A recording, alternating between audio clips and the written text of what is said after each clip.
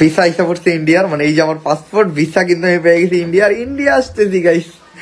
কত দিনের পাইছি এটাও আমি জানি না, চেক টেক দিতে হইব সব। আল্লাহ জানি না কি এমন অপরাধ করছি, বারবার আমার সাথে কেন এমন হই। গাইস এইবার ওমর বাংলাদেশ ছেড়ে ইন্ডিয়া যাচ্ছে, তো ওমর কেন বাংলাদেশ ছেড়ে দিচ্ছে তা বন্ধুরা এই ভিডিওতে জানতে পারবেন। এমনকি অন্যদিকে এলেক্স সবুজের টিকটক আইডি আবারও ব্যান হতে যাচ্ছে, এই বিষয়ে এলেক্স সবুজ আবারও টিকটকে এসে কি বলল সেই ভিডিওটি আপনাদের মাঝে দেখাবো। এমনকি বন্ধুরা অন্যদিকে ইমদাদুল টিকটক ছেড়ে বর্তমান কি করছে তাও বন্ধুরা এই ভিডিওতে জানতে পারবেন। তাছাড়া ওমরকে ইঙ্গিত করে আবারও জিশান খোঁচানাগা কথা বলাতে ওমরের ফ্যান ফলোয়াররা জিশানকে কি হুঁশিয়ারি দিল তাও আপনাদের মাঝে উপস্থাপন করব। এমনকি বন্ধুরা সর্বশেষ জানতে পারবেন রাকিব হোসেন, অন্তরা, অন্যদিকে ইয়াসিন, এমনকি মিথিলার অনেক অজানা তথ্য। তাই বন্ধুরা অবশ্যই ভিডিওতে লাইক দিয়ে শেষ পর্যন্ত দেখতে থাকুন। বন্ধুরা সর্বপ্রথমেই কথা বলা যাক ওমর কেন বাংলাদেশ ছেড়ে ইন্ডিয়া যাচ্ছে। তো আপনারা কম বেশি সবাই ওমরের একটা ব্লগ ভিডিও দেখেছিলেন, যেই ভিডিওতে ওমর ইন্ডিয়ার ভিসার জন্য অ্যাপ্লাই করেছিল। এমনকি ওমর বলে যদি আমার ভিসাটা কনফার্ম হয় তাহলে আমি ইন্ডিয়া যাব, আর যদি না হয় তাহলে আর কখনো ট্রাইও করব না। কিন্তু বন্ধুরা ফাইনালি ওমরের ইন্ডিয়ার ভিসার চলে আসছে। তো এইবার ওমর ইন্ডিয়া যাবে, এমনকি তার ফ্যান ফলোয়ারদের সাথেও দেখা করবে। তো বন্ধুরা চলুন এই ব্যাপারে ওমর কি বলল আগে আমরা সেই ভিডিওটি দেখে আসি। দালাল 800 টাকার বিনিময়ে মানে একদম নগদে যে ভিসা এনে দিব আমাদের। মানে আমি দুর্নীতির বিরুদ্ধে থাকছি, দুর্নীতি করি নাই, আল্লাহ তাআলা আমার পাশে ছিল। যেই টাকায় ভিসা নিতে মিনিমাম অন্য যে কোনো দিন হইলে 2 ঘন্টার বেশি সময় লাগে, লাইনে দাঁড়াইতে হয়, আর আমাদের কোনো লাইনই ছিল না।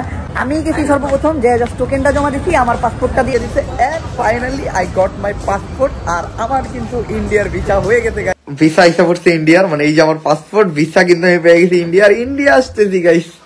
ইন্ডিয়া থেকে কি আছেন একটু কমেন্ট করেন, আমি খুব তাড়াতাড়ি ইন্ডিয়া আসতেছি। তো বন্ধুরা আপনারা ওমরের কাছ থেকে শুনতেই পেলেন খুব শীঘ্রই তিনি ইন্ডিয়া চলে যাচ্ছে। তো যাই হোক বন্ধুরা এবার কথা বলা যাক এলেক্স সবুজকে নিয়ে। তো আপনারা সবাই জানেন যে এর আগে এলেক্স সবুজের টিকটক আইডিটি ব্যান করিয়ে দেয় অনুরাগ বসু ভাই, কিন্তু ইতিমধ্যে অনুরাগ বসু ভাই তার ফেসবুক আইডিতে পোস্ট করে জানিয়ে দেয় আইডি যেমন ফিরে দিতেও পারি ঠিক তেমন নিতেও পারি। তো যার কারণে এইবার এলেক্স সবুজ ভিডিওতে এসে কি বলল দেখুন।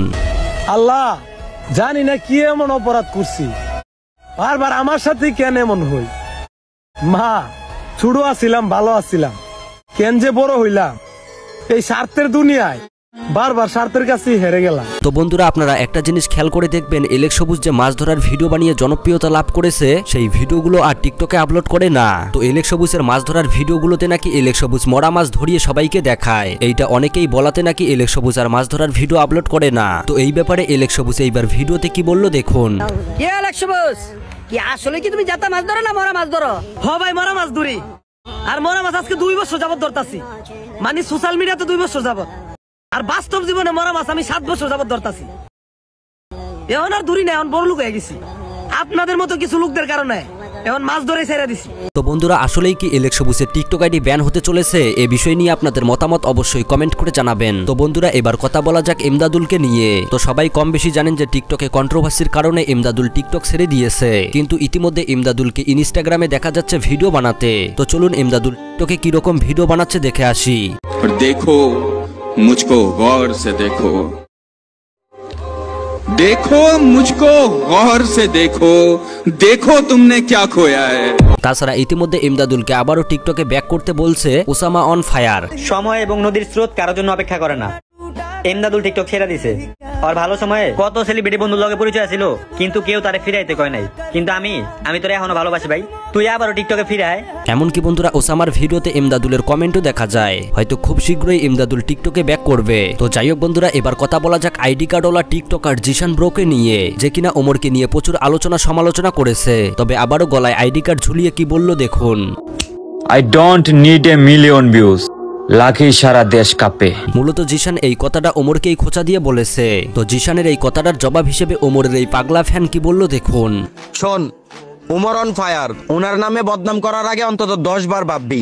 আর গলায় আইডি কার্ড ঝুলাইলেই কেউ শিক্ষিত হয়ে যায় না, তুই তারই প্রমাণ দেস। তো যাই হোক বন্ধুরা এই টিকটকার জিশানকে নিয়ে আপনাদের মতামত কি অবশ্যই কমেন্ট করে জানাবেন। তো এবার সর্বশেষ কথা বলা যাক রাকিব হোসেন এমনকি ইয়াসিনকে নিয়ে। তো বন্ধুরা আপনারা সবাই জানেন যে দীর্ঘদিন টিম রাকিব হোসেনের সাথে কাজ করেছে তার ভাগিনা ইয়াসিন এমনকি মিথিলা। তবে কিছুদিন আগে অন্তরা এমনকি মিথিলার মধ্যে ঝগড়া হওয়ার কারণে রাকিব হোসেনের টিম ছেড়ে দেয় ইয়াসিন এমনকি মিথিলা। তবে বন্ধুরা রাকিব হোসেনের সাথে এখনো কথা হয় ইয়াসিনের। এমনকি বন্ধুরা ইয়াসিন একটা ভিডিওতে বলে দিয়েছে অন্তরা যদি রাকিব হোসেনের ভিডিওতে থাকে তাহলে ইয়াসিন ভিডিও করবে না, যেমনটা মেয়েদের মেহেদী হাসান রাকিব হোসেনের গ্রুপ ছেড়ে চলে গিয়ে করতেছে, ঠিক তেমনটাই করতেছে ইয়াসিন। অন্যদিকে রাকিব হোসেন বেশ কিছু ভিডিওতে বলছে তার নাকি সফলতা দেখে অনেকের গা জ্বলে যাচ্ছে, এইটা অনেকেই মেনে নিতে পারছে না। তো বন্ধুরা, রাকিব হোসেন এমনকি ইয়াসিনের মামা ভাগিনের সম্পর্ক বিচ্ছেদ হওয়া নিয়ে আপনাদের মতামত কি অবশ্যই কমেন্ট করে জানাবেন। তো বন্ধুরা, এই ছিল নতুন আপডেটের ভিডিও। দেখা হচ্ছে খুব শীঘ্রই নতুন কোনো ভিডিওতে।